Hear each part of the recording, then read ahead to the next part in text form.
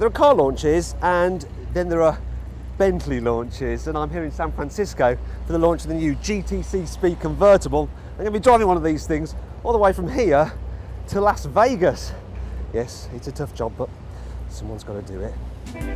This £168,000 drop-top Bentley not only looks gorgeous, but its 6-litre W12 engine has 616 brake horsepower and 800 Newton-meters of torque and is good for 202 miles an hour. And I had the pleasure of testing it over 1,000 miles in a variety of conditions, ranging from the parched desert of Death Valley National Park to the sub-zero snaking roads of the Mammoth Lakes.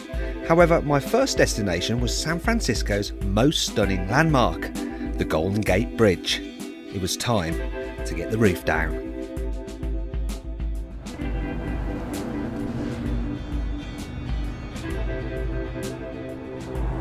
Well, I'll tell you what, this is a little bit of a treat, isn't it, you know? Got a beautiful sunny day, I'm driving over the Golden Gate Bridge in the world's fastest 4-seater convertible. And that's the thing with this car, you see. Yes, it can do 202 miles an hour, but if you just want to cruise around at 30 miles an hour and take in the view, it's perfect for that too. Leaving San Francisco and the Golden Gate Bridge behind, I headed inland towards Sacramento. En route, I encountered some equally stunning, if not quite as famous, bridges. Yet despite having lowered and stiffer suspension than the normal GTC, in comfort mode, the speed model still glided over the expansion gaps just like a Bentley should. My next destination was Lake Tahoe, which is situated 1,900 metres above sea level. But when you have 800 Newton meters of twin-turbo 6-litre engine at your disposal, you don't really notice inclines, even in a car that weighs around 2.5 tonnes. Really, the appearance of pine trees was the only indication of the increasing altitude. Well, so far I've done about 200 miles though. If I'm honest, this car is so comfortable that it feels like I've only done 20, and I've arrived now at Lake Tahoe, and it has some absolutely spectacular scenery. I mean, just check out that view. Right. That's enough of that, because I want to show you another view I've been enjoying today. Have a look inside the car.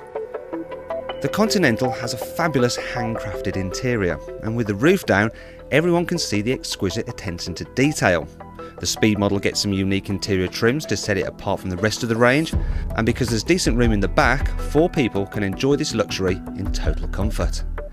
After Lake Tahoe, I headed down from the mountains and then back up some other mountains towards Mammoth Lakes, and as the sun started to drop in the sky, so did the temperature.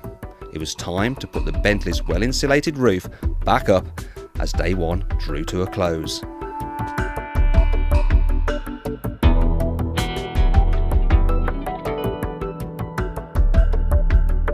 Okay, so it's day 2 of our epic adventure, and we're at Mammoth Lakes. It's below freezing, but I don't care. I'm going to put the roof down anyway, because I've got a heater that can go up to, well, furnace levels. I've got a special vent behind the headrest there, which will blow warm air around my neck, keep me nice and cozy. I've got heated seats down here, which get so hot you could use them as a form of male contraception, if you know what I mean. So I'm probably going to be all right.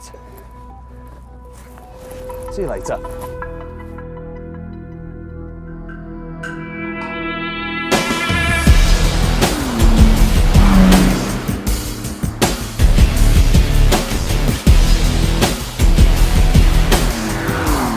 Well, we're out on some windy mountain roads now, and it's testament really to the car's capability that you kind of forget just how big and heavy it is, because it actually corners really well. We've got loads of grip from the 4-wheel drive system. The steering, it might not be the last word in feedback, but it points the car exactly where you want it to go, and quite frankly you can hammer along here at quite an alarming rate really.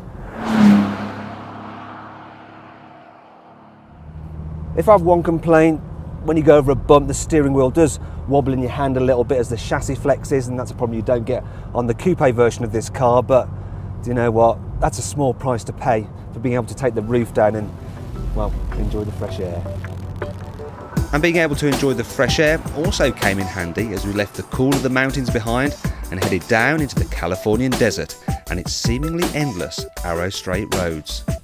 Eventually, I came to Death Valley National Park.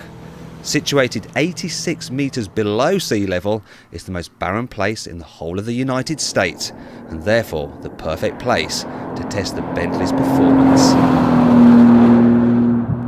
Obviously the key talking point on this car is its 202 miles an hour top speed, but there's some other performance stats you need to know about. For instance, 0 to 60, that takes just 4.1 seconds, but perhaps more impressive is 0 to 100 takes just 9.7 seconds. So in theory, if I was to stop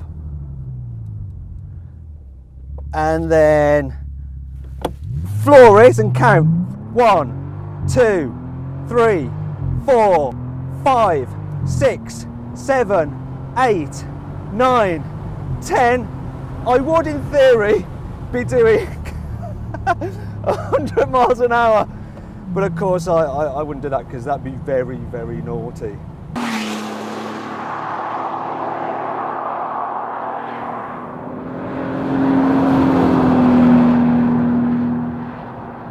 As the sun started to set, I left California and headed into Nevada and onto my final destination, Las Vegas. The classy Bentley, a stark contrast to the gaudy bright lights.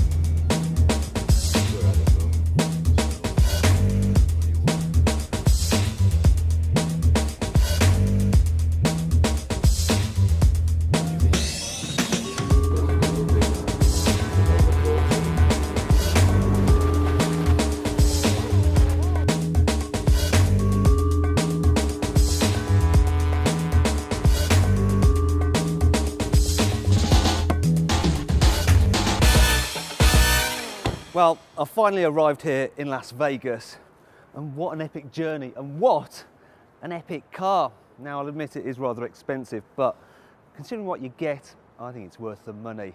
All I've got to do now, though, is figure out where to get the 168 grand to pay for it. Now, there must be a casino around here somewhere.